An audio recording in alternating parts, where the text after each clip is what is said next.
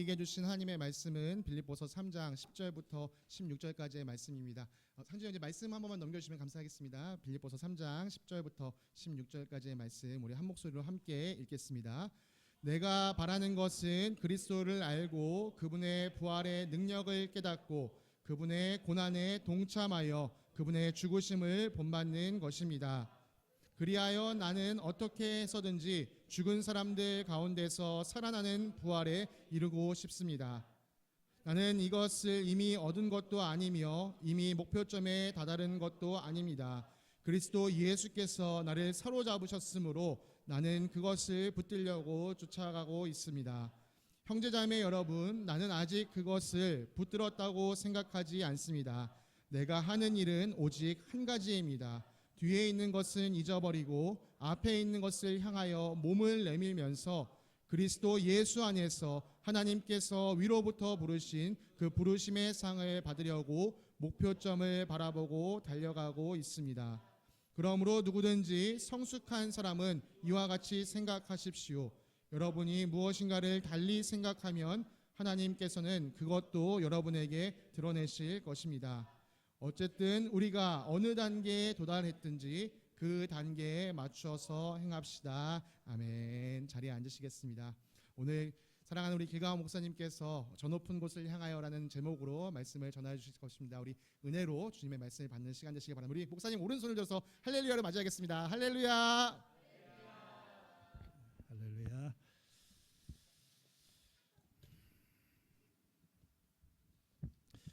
오준호 목사님 복장이 너무 자유스러운 것이 부럽습니다. 저는 이렇게 옷장 속에 있던 양복을 다시 꺼내 입으니까 무슨 다시 갑옷을 입고 이 자리에 좀 서는 느낌이 있습니다. 주일날마다 좀 푹 자고 편안하게 예배를 인도하고 설교를 하기를 바라는 마음이 있었는데 거의 그렇지 못했던 것 같아요. 물론 이제 은퇴한 다음에는 제가 아주 이렇게 너무 잘 쉬고 그랬었지만, 그래서 오늘도 역시 설교를 한다고 하니까 보통 한 주일날 한 4시간 자고 이렇게 와서 오늘 여러분들한테 이게 뭐 제가 겨자씨 교회에서는 이제 공식적으로 마지막 하는 그런 설교일 것 같은데 뭐 마지막인지는 잘 모르겠어요. 왜냐하면 어느 분이 저한테 장례식 설교를 예약하셨어요. 그래서 글쎄요, 그런 상황이 되게 되면 제가 와서 설교를 또 해야 될 것 같기도 하고, 어쨌든 그 말씀하신 분은 그런 일은 최소한 10년 후에 있기를 바라고, 장례식 얘기를 하니까 재미있는 얘기를 먼저 이렇게 하는데, 사실 이제 지난주에 저희 집사람 퇴직을 하고 좀 바람 좀 쐴 겸 해서 저기 우리 생전에 잘 안 가봤던 전라남도 그 신안에 가서 하룻밤 자고 목포를 거쳐서 해남 쪽으로 가서 이제 진도 쪽으로 향하고 있는데 가다 보니까 프랭카드 하나가 걸려 있어요. 이게 신장 개업한 장례식장인 것 같은데 장례식 예약을 하시면 30% 디스카운트를 해줘요. 그래서 하도 모든 게 예약이지만 너무 신기해가지고 저걸 도대체 어떻게 하라는 건지 참 너무 재밌었습니다. 오늘 뭐 저보고 당부의 말 뭐 마지막 하고 싶은 얘기가 있으면 하라는데, 참 15년 동안이나 15년 가까이 아마 대부분 많은 분들이 제 설교를 들은 분들한테 제가 무슨 더 할 말이 있을까 좀 고민을 하다가 평소에 하던 대로 하나님의 말씀을 전하고자 합니다. 우선 빌립보서 2장 그 15절의 말씀을 보면 바울은 이렇게 말을 합니다. 여러분들은 이 구부러지고 뒤틀린 세대, 이런 세대에서 여러분들이 하나님의 흠없는 자녀가 되기를 바랍니다. 이 어두운 세상 가운데 여러분들이 별과 같이 빛나는 존재가 되기를 바랍니다. 저도 우리 성도님들이 정말 이 뒤틀린 시대, 구부러진 시대 가운데 이렇게 별과 같이 빛나는 존재가 되기를 바랍니다. 근데 그렇게 되려면 하나님 말씀을 붙잡아야 됩니다. 생명의 말씀을 굳게 붙잡으십시오. 돌이켜보면 제 인생의 중요한 순간마다 내가 붙들었던 말씀이 있었던 것 같아요.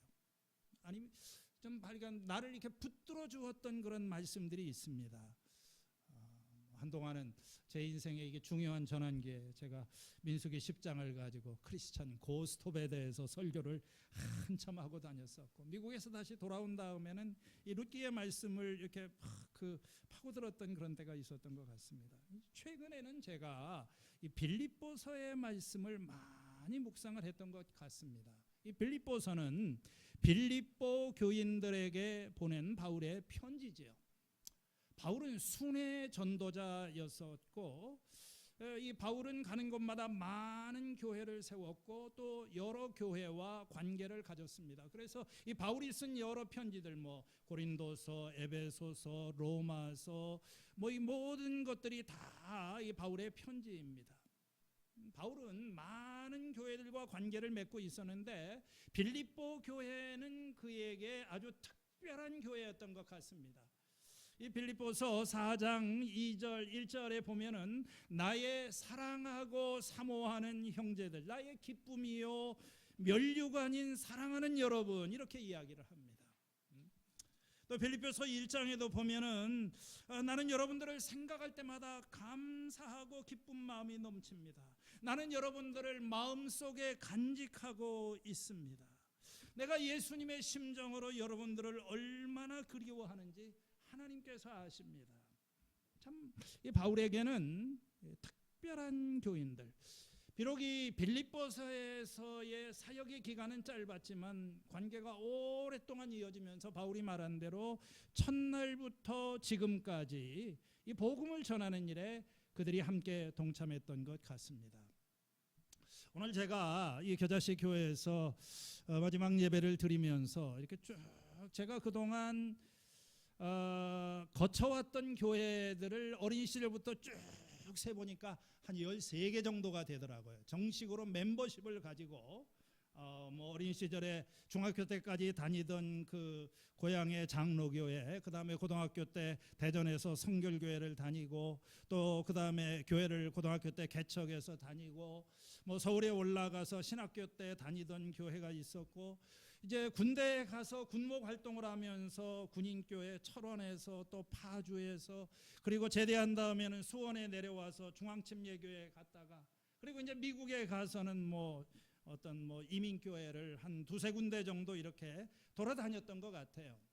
그리고 또 한국에 돌아와서 대전에서 함께하는 교회를 또 하다가 또 미국에 다시 가서 거기 이제 미국 사람들 교회에서 교회 생활하고, 그리고 이제 다시 돌아와서 2006년도 말에 수원 원천교회, 그리고 이제 겨자씨 교회.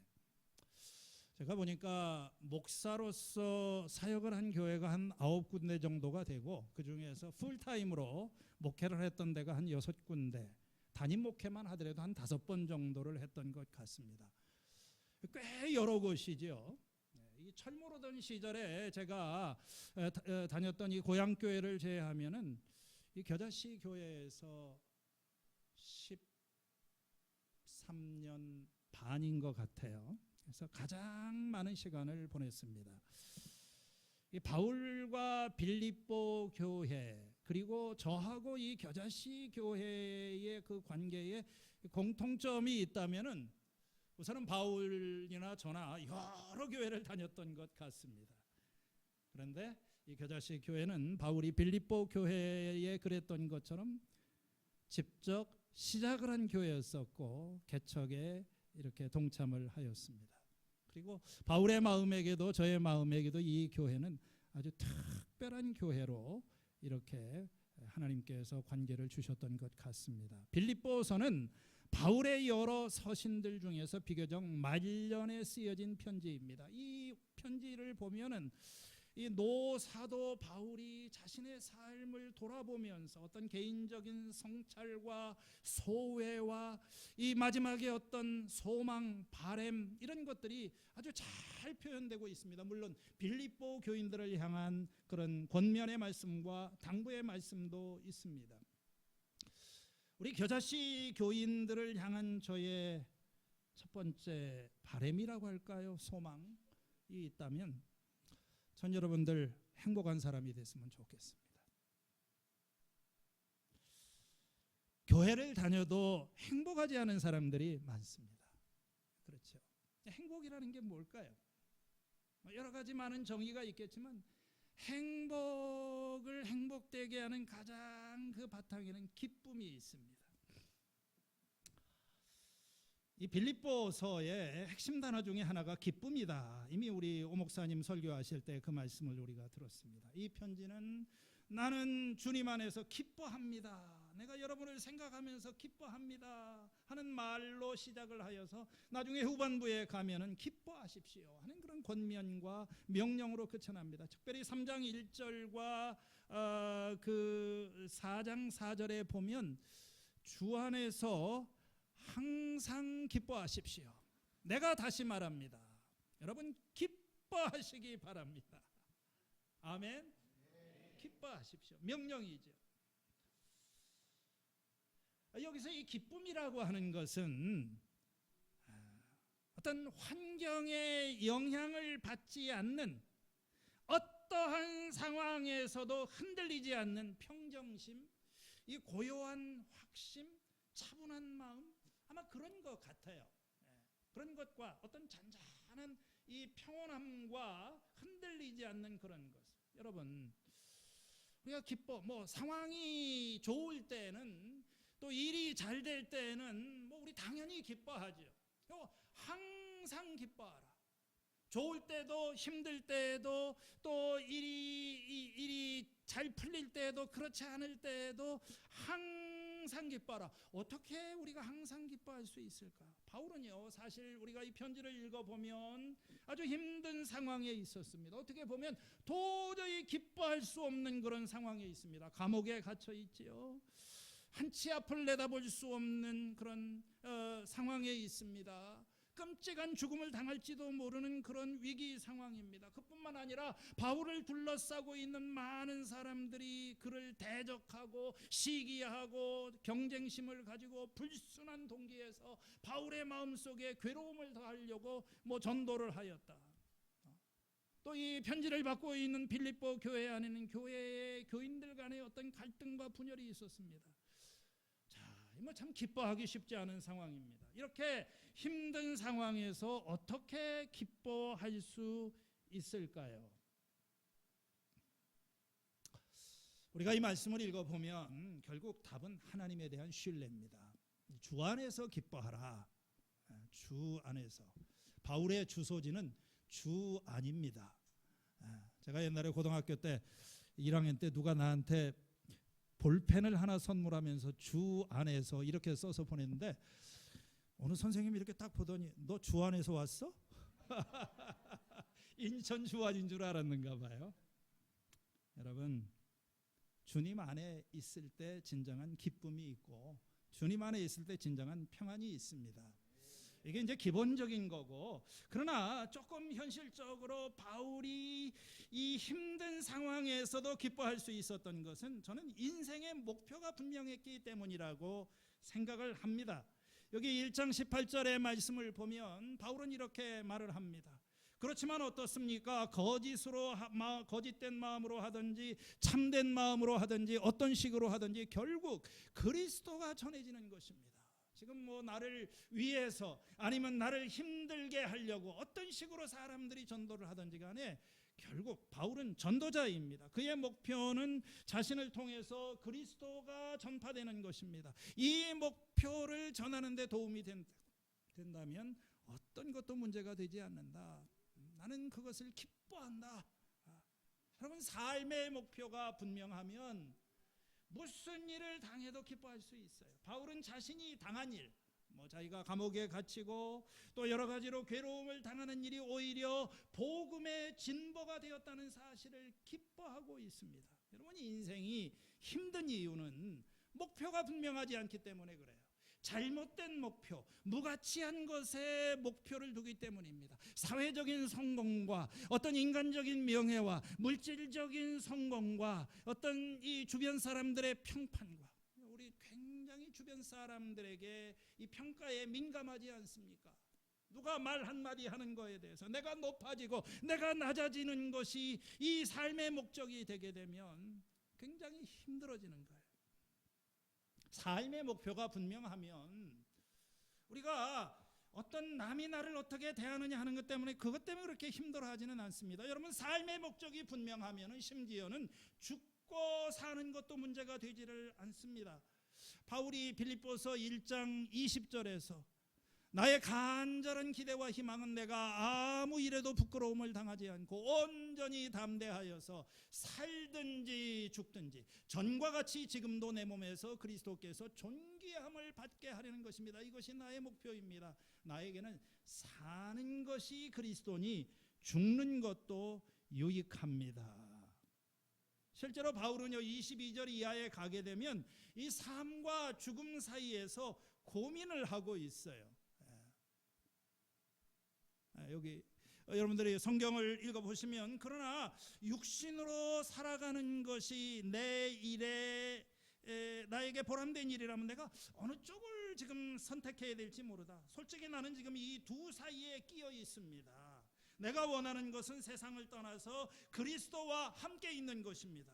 그것이 훨씬 낫지만 내가 육신으로 남아있는 것이 여러분에게 더 필요할 것 같습니다. 사나 죽으나, 여러분, 나의 죽음이 내가 여러분들을 떠나는 것이 그리스도에게 영광이 될 수 있다면, 그리스도가 존귀하게 될 수 있다면 그것은 큰 문제가 되지를 않는다. 분명한 목표를 가지고 있었습니다. 여러분이 바울과 같은 상황에 있다면 무엇을 기대하시고 어떤 기도를 드리겠어요? 바울은 감옥에 갇혀 있고 고통을 당하고 있는데 조기 석방을 위해서, 무사 귀환을 위해서 기도했겠지요. 여러분, 목표가 분명하면 힘든 결정도 어렵지 않게 내릴 수 있어요. 고맙게도 제가 이렇게 이제 목회를 그만둔 다음에 여기 우리 성도님 중에 한 분이 한 2번 저한테 그런 얘기를 하신 것 같아요. 목사님, 아직도 젊은데 그렇게 조기 은퇴를 좀 목회를 일찍 그만둔다고 하는 것이 참 굉장히 대단한 적이라고 생각한다. 그래서 참 이렇게 너무 고마운 말씀인데 사실 저한테는 전혀 어렵지는 않았어요. 일단 이 판단의 기준이 뭐 글쎄요, 교회를 위해서 또 하나님을 위해서 어떤 것이 가장 좋은 선택인가 이렇게 생각할 때 뭐 그렇게 어렵지 않은 결정이었던 것 같습니다. 이 3장에 가면 바울은 자신의 인생의 목표가 무엇인지를 보다 구체적으로 설명을 합니다. 한마디로 말해서 이 바울의 소망은 그리스도를 아는 것입니다.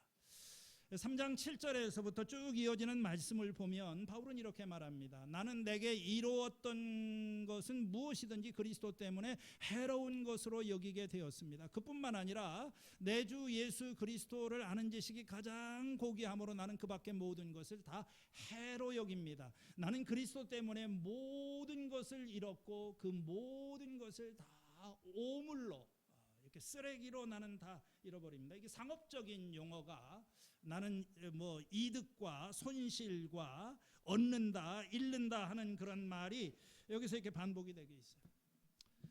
바울은 자기가 가지고 있던 그 경력과 이 세상적인 지위와 이 모든 것은 다 이 배설물처럼 내가 버릴 수 있다. 왜냐하면 예수 그리스도를 아는 지식이 가장 고상하기 때문이다. 그렇게 이야기를 합니다. 그러면서 나는 그리스도를 얻고 그리스도 안에 있는 사람으로 인정을 받고자 합니다. 이게 바울의 목표지요. 그러고 난 다음에 10절에 이어지는 말씀에서 이렇게 말을 합니다. 내가 바라는 것은 그리스도를 알고 그분의 부활의 능력을 깨닫고 그분의 고난에 동참하여 그분의 죽으심을 본받는 것입니다. 우리 우리말로는 이게 명확하지가 않지만 이게 이제 목적을 나타내는 어떤 부정사 이게 구절이 사용이 되고 있는 거예요. 이게 바로 나의 목표, 내가 바라는 것. 그것은 그리스도를 아는 것이다. 그분의 부활의 능력을 깨닫고 고난에 동참하는 것이다. 바울이 원하는 것은 그리스도를 얻고 그리스도 안에서 발견되고, 그리고 이제 맨 마지막에 클라이막스에서 나는 그리스도를 알고, 내가 그게 어떤 바울의 그 궁극적인 목표입니다.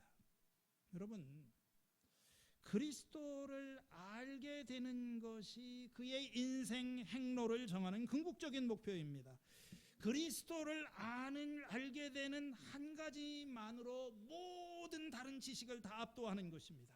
그리스도를 아는 것이 가장 유일한 인생의 진정한 가치이고, 다른 모든 지식들은 포기해도 좋을 만한 그런 허접한 것, 쓰레기 같은 그런 것이다. 그런 이야기입니다. 바울의 소망은 그 자신이 내가 그리스도를 더 알게 될 뿐만 아니라 모든 사람이 더 그리스도를 알게 되기를 원합니다. 골로새서 2장 2절에 내가 이렇게 하는 것은 여러분 모두가 사랑으로 결속되어 마음의 격려를 받고 깨달음에서 생기는 충만한 확신의 모든 풍요에 이르러서, 난 여러분들이, 나뿐만 아니라 여러분들도, 내 소망은 하나님의 비밀인 그리스도를 온전히 알게 하려는 것입니다. 바울의 그 인생의 목표는 분명했습니다. 김구 선생님 그 옛날 요새도 고등학교 책에 있는지 모르지만 교과서에 보면 나의 소원이라고 하는 글이 있죠. 나의 소원이 무엇이냐 물으신다면 나는 해방된 조국의 통일 조국의 문지기가 되는 것이다. 대한의 독립이요. 그렇게 말할 것이다. 주기철 목사님은 산정연교회 마지막 설교에서 자기의 소원은 일제의 탄압에도 굴하지 않고 끝까지 순교자의 길을 가는 것이라고 했습니다. 그렇다면 21세기 해방된 이 한반도에 살고 있는 여러분의 소원, 나의 소원은 무엇입니까? 만일 오늘 저녁에 하나님께서 그 젊은 솔로몬에게 꿈속에서 나타나셔서 말씀하신 것처럼 너의 소원이 무엇이냐 하나만 얘기하라 물으신다면 여러분 무엇이라고 대답을 하시겠습니까? 이렇게 돌이켜보니까 지나간 20년 동안 제가 이 수원에 와서 저의 소원, 내가 바라는 것은 첫째는 좋은 목사가 되는 것이었던 것 같아요. 그리고 두 번째는 좋은 교회를 세우는 것이 저의 소원이었던 것 같습니다. 사실 그것 때문에 제가 미국에서 돌아오면서 신학교로 돌아가지 않고 다시 목회 일선에 뛰어들었고 겨자씨 교회를 시작하게 된 것도 제대로 된 교회, 참 하나님 기뻐하시는 좋은 교회를 세우는 이 목표가 얼마나 제대로 성취가 되었는지는 모르겠어요. 이제 모든 사역을 정리한 지금 다시 이 질문을 받는다면 저는 바울처럼 나의 소원은 그리스도를 아는 것이라고 대답할 것입니다. 아니 목사님 평생을 공부했는데 아직도 모른다고요? 그렇습니다. 아직 잘 모르겠어요. 아니 이제 조금 알 것 같습니다. 여러분 사람을 안다는 것도 그렇죠. 어떤 사람과 교제가 깊어지고 시간을 오래 보내게 되면 그 사람을 점점점 새롭게 알아가기 시작합니다. 우리 집사람하고 결혼하기 전에 사실 그렇게 깊이 조사할 시간은 없었어요. 정보를 얻을 시간이 없었습니다. 정신없이 결혼을 했는데 제가 인터넷을 뒤져보고 또 성적표를 떼보고 주변 조사를 해보니까 이런 여자더라 유튜브에서 어디서 이렇게 쭉 제가 그런다고 그 사람을 알겠습니까? 막상 결혼을 하고 보면 내가 정말 모르는구나. 살아보세요.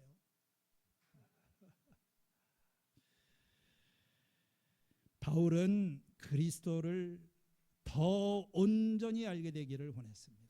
골로새서 2장 3절에 왜냐하면 그리스도 안에 모든 지혜와 지식의 모든 보화가 감추어져 있다.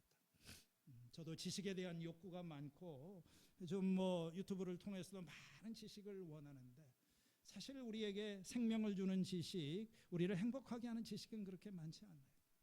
그리스도는요, 우주와 인생의 비밀을 여는 열쇠입니다. 바울은 그걸 이야기를 하는 거예요. 물론 여기서 그리스도를 안다는 것은 개인적이고 어떤 관계적인 것을 의미합니다. 머리로만 아는 것이 아니라 인격적으로 체험적으로 아는 거죠.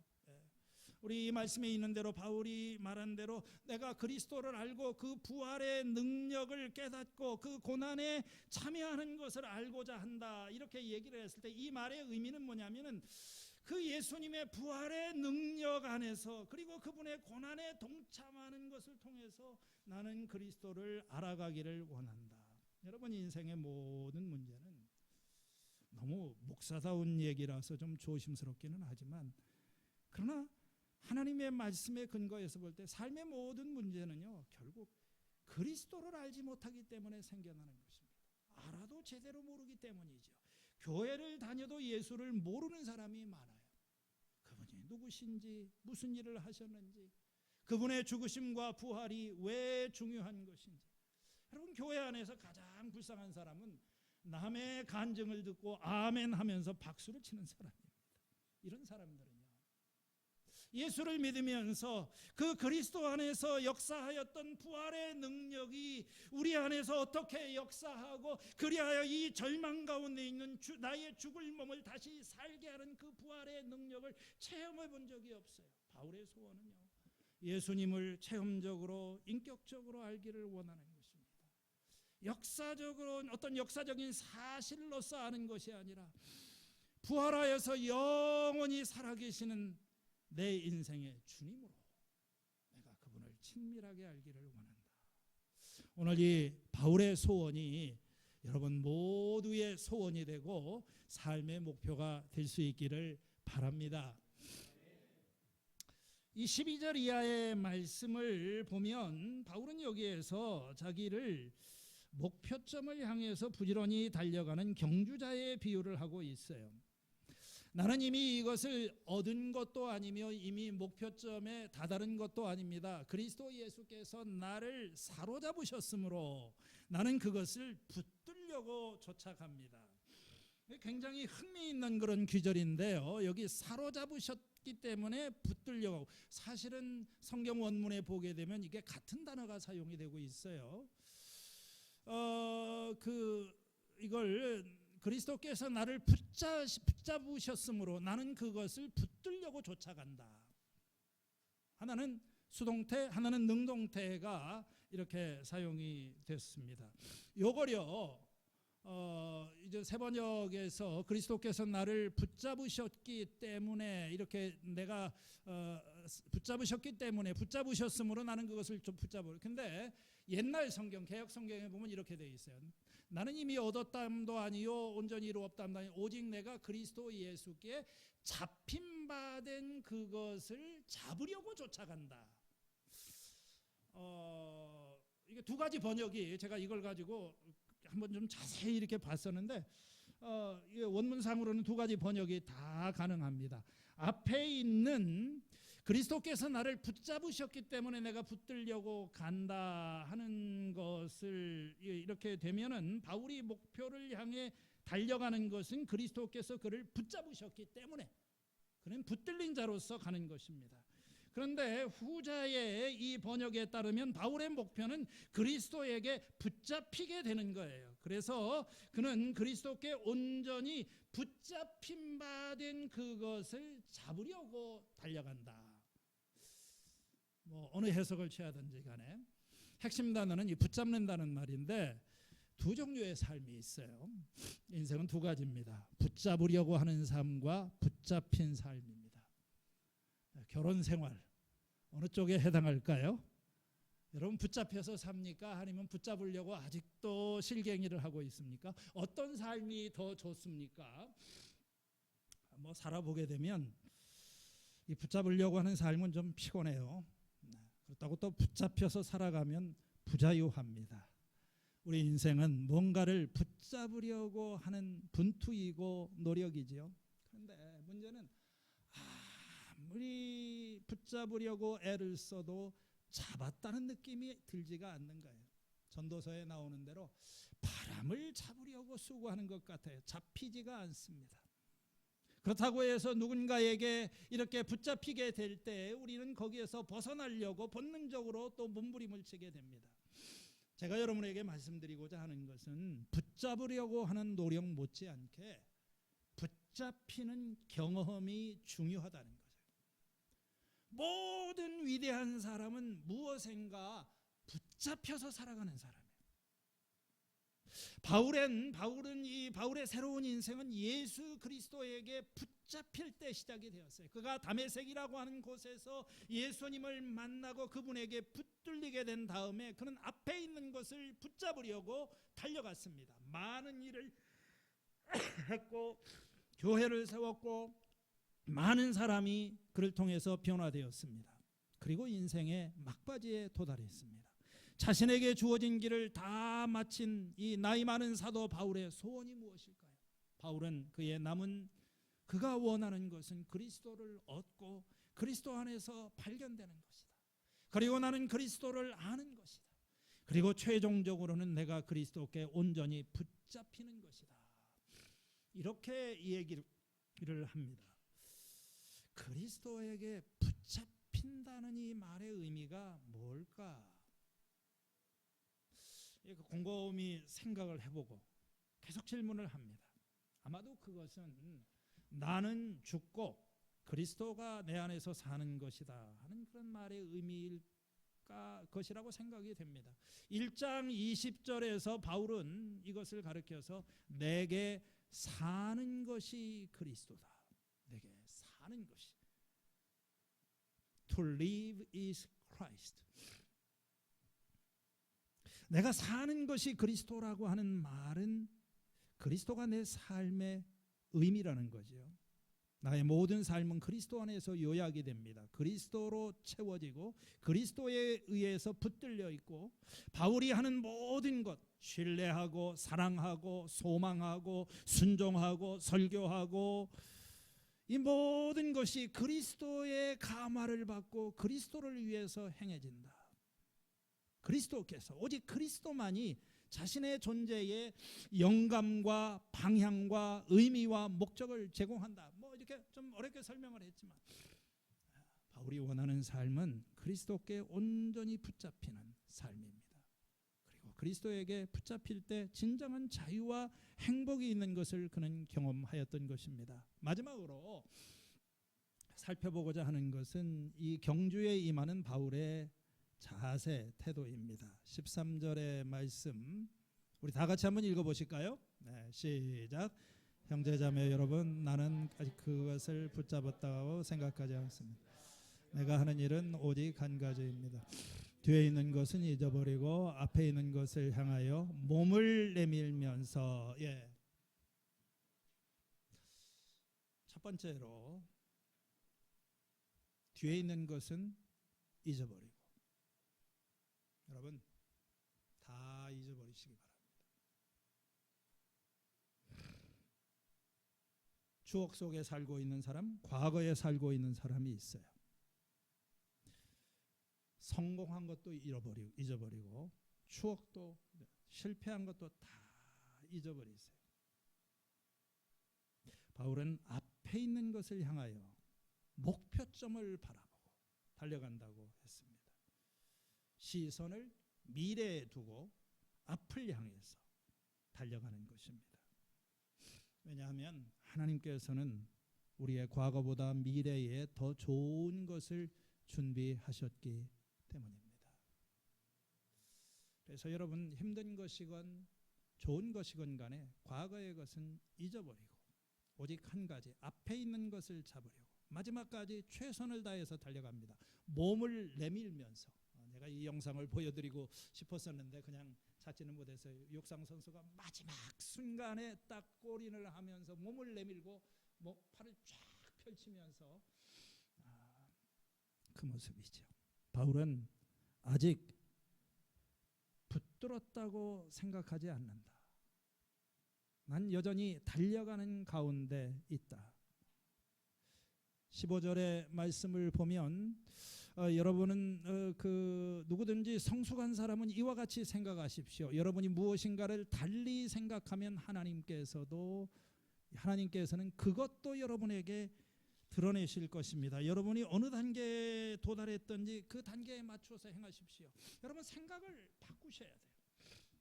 가끔 가다 보면 나는 이미 뭐 다 안다, 다 도달했다,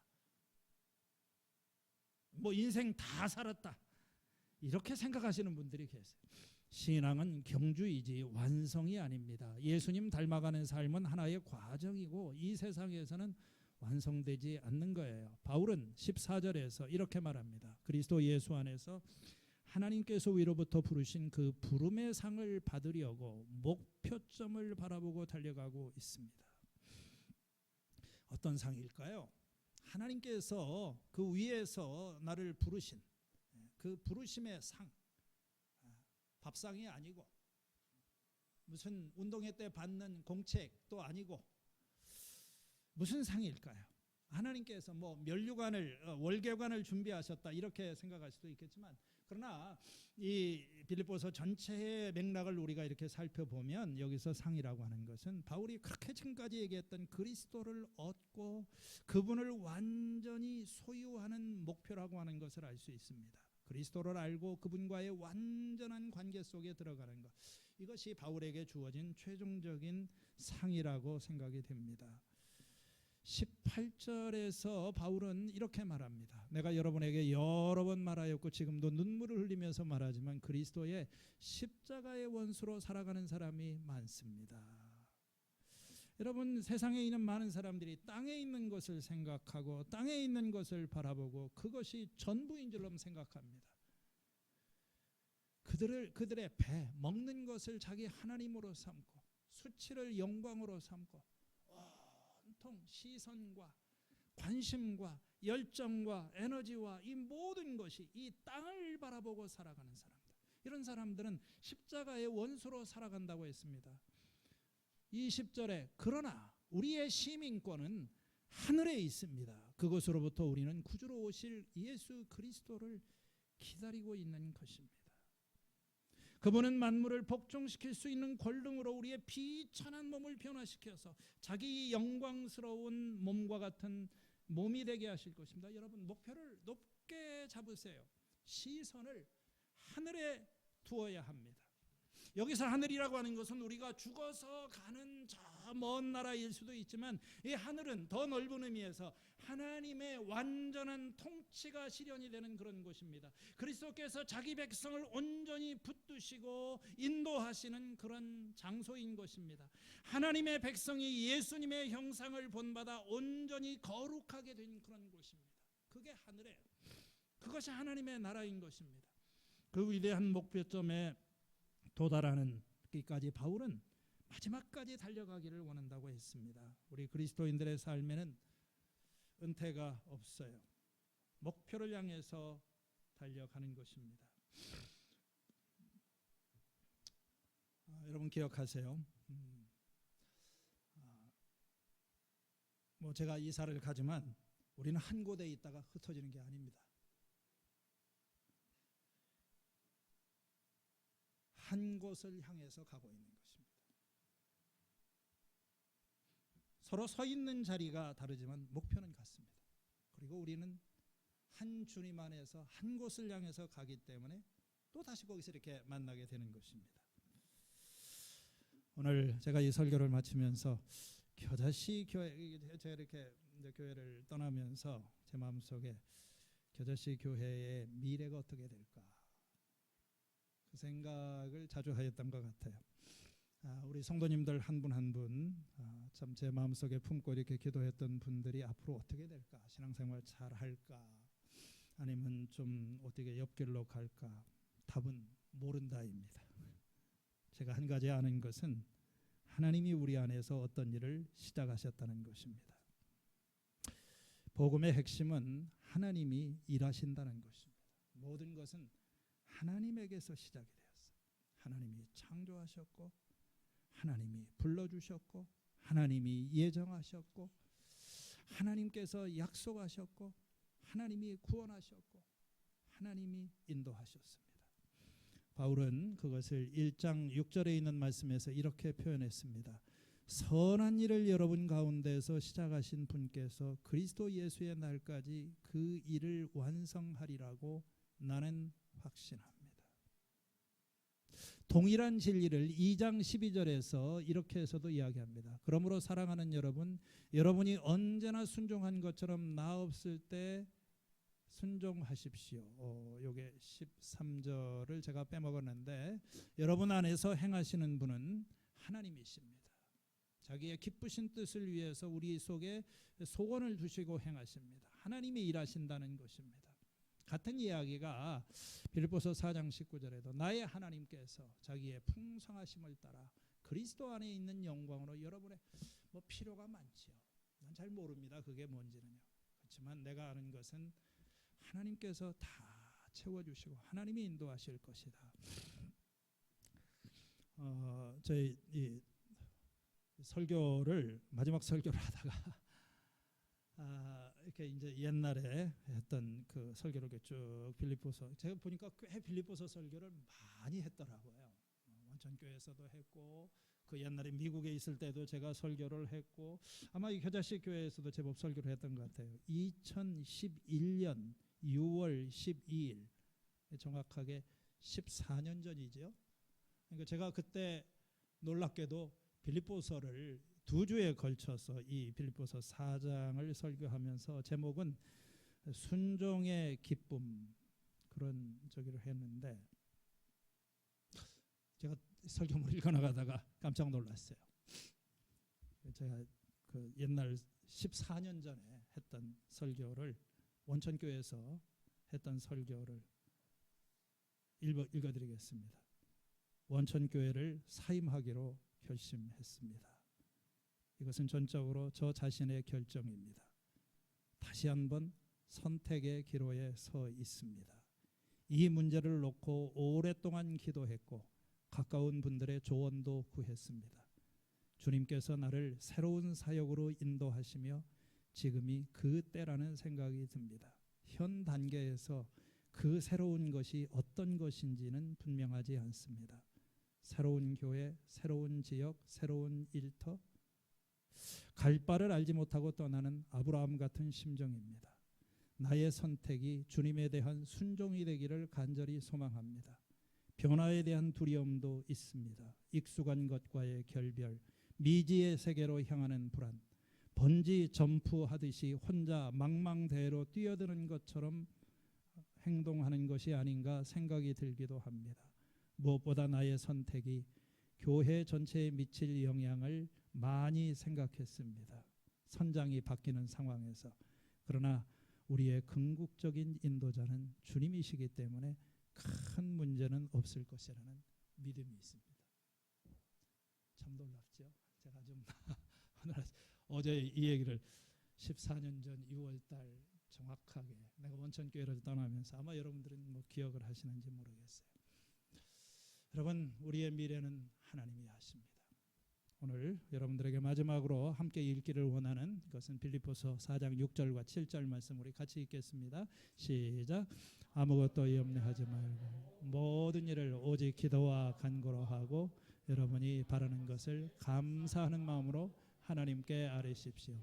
그리하면 사람의 헤아림을 뛰어넘는 하나님의 평화가 여러분의 마음과 생각을 그리스도 안에. 염려가 많죠. 미래에 대한 염려, 자녀에 대한 염려. 우리는 아무것도 모릅니다. 우리가 알고 있는 것은 하나님께서 우리 안에서 일하고 계시고 하나님이 시작하셨어요. 하나님께서 불러주셨습니다. 그리고 여러분을 하나님의 자녀로 삼아주셨습니다. 좋은 일을 시작하신 그분께서 하나님 좋으신 분이십니다. 지금까지 하셨던 것처럼 그리스도 예수의 날까지 그분이 이루실 줄을 나는 확신합니다.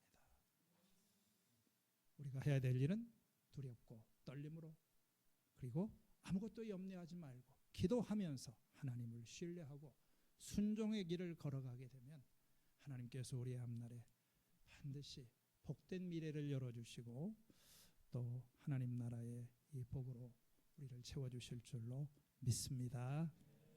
하나님 아버지 감사합니다.